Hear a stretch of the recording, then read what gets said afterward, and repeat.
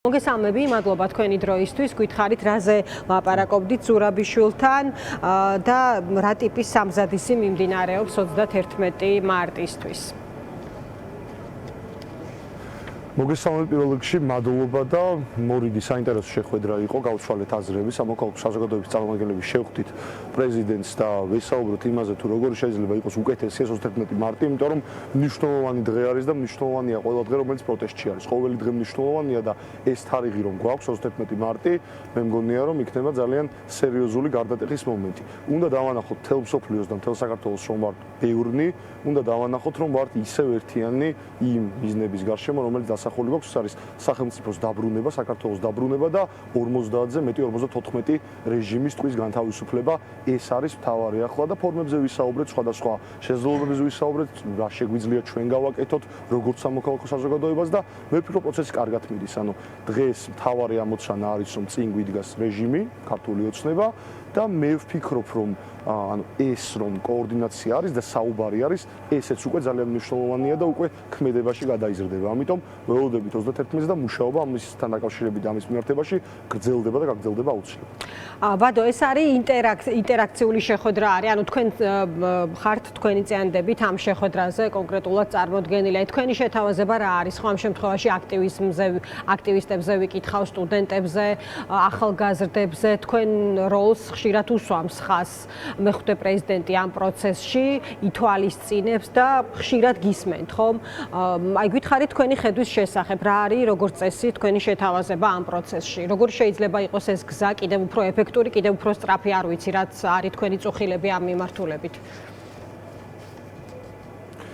კი, ინტერაქციული არის ჩვენი შეხვედრები, პრეზიდენტი აქტიურად და ეს ძალიან კარგი მზაობაა, რომ გვისმენს და მიდის საუბარი მის არსად ისმენს, ჩვენ არსაც ისმენს და შემდეგ ხდება კომუნიკაცია სხვადასხვა ჯგუფებთან. ის მანამდე მე როგორც ვიცი პოლიტიკურ პარტიებს ხდებოდა, ასევე ხდება სხვადასხვა დროს მედიის წარმომადგენლებს, არასამთავრობო ორგანიზაციებს და ჩვენი ხმა რომ ისმის მათთან პრეზიდენტი რომ არის ჩვენი შუამავალი და პრეზიდენტს რომ ესმის ჩვენი ხმა, ეს ჩვენთვის არის ძალიან მნიშვნელოვანი და ეხლა ნაადრევია ჯერ იმას საუბარი თუ რა ფორმები დღეს განვიხილეთ ზოგადი მონახაზი, როგორ შეიძლება იყოს დეტალებში აღარ შევალ, ალბათ გამიგებთ, მაგრამ ანუ ჩემი თავარი სათქმელი და მესიჯი იყო და ყველას თავარი მესიჯი იყო, რომ ანუ ერთიანობის დაკვეთა არის საზოგადოებაში და მე არ გულისხმობ, რომ რაღაცა ერთ კოალიციათან რაღაცა გაკეთებას, უბრალოდ ერთიანი ფრონტი უნდა არსებობდეს, საიდანაც ვებრძვით ამ ხელისუფლებას, რომელიც ეგრეთ წოდებულ ხელისუფლებას, რომელსაც შემოაქვს რაღაც გაუგებარი კანონები, რომელსაც მიიტაცა სახელმწიფო და რომელიც არის ამ რეჟიმში, რომ რაღაცა ცალკე არის და საზოგადოება ცალკე არის და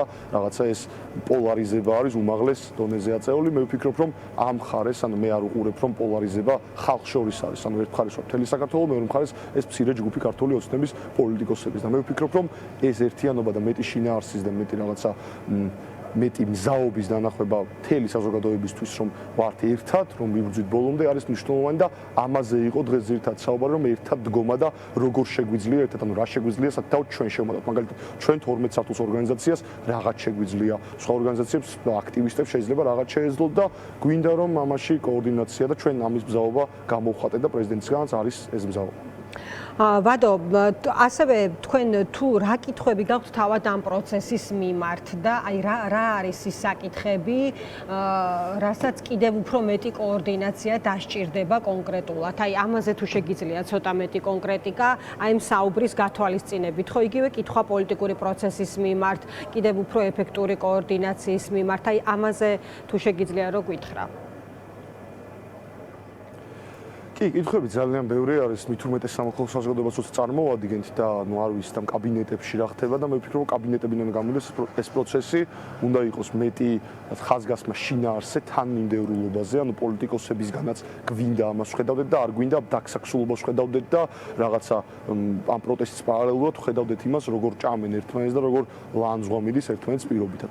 აი ესე ვიტყოდი მე და პრეზიდენტთან ეს პრობლემა არ არის, ზირთად პარტიებთან არის ეს პრობლემა და გვინდა რომ მათ უფრო ხედავდეთ. ანუ ესე არ უნდა იყოს, რომ ისინი სადღაც ზიან კაბინეტებში, გვინდა რომ პროტესტში ჩვენ გვერდით იყონ და რაც პირობითად ეს ჯარიმები რაღაცა თანაზიარები იყონ, თუნდაც ამის ბევრი ადამიანი არის, ბევრი პოლიტიკოსიც არის და გვინდა მეტი ამ ხრივ ამ მიმართულებით და რა თქმა უნდა ერთიანობა, ანუ ისევ და ისევ ამბობ, არ არის აუცილებელი რაღაც ერთიანი კოალიცია და მე პირადად შეიძლება ეს არ მიმაჩნდეს გზად, მაგრამ ის რომ ელემენტარულად რომ ქვეყანა გვაქვს დაკარგული და არ გვაქვს დაკარგული, ბოდიშ კარგავთ ქვეყანას და ანუ ის სიტუაცია არის, მათ საფრთხე არის რომ შეიძლება დავკარგოთ ქვეყანა და შეიძლება ძალიან სავალალო შედეგებამდე მივიდეთ და ტყვეები გვყავს ციხეში, რაც ყველაზე მთავარი არის.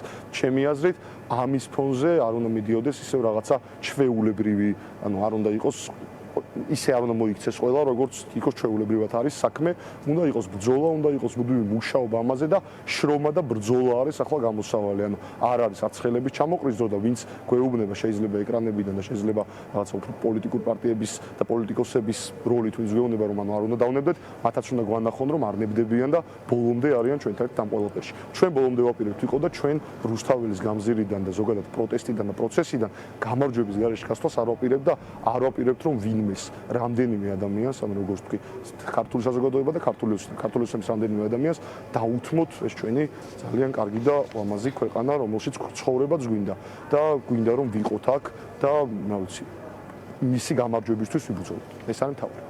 დიდი მადლობა ვადო, მადლობას გადაგიხდი, დაგემშვიდობე.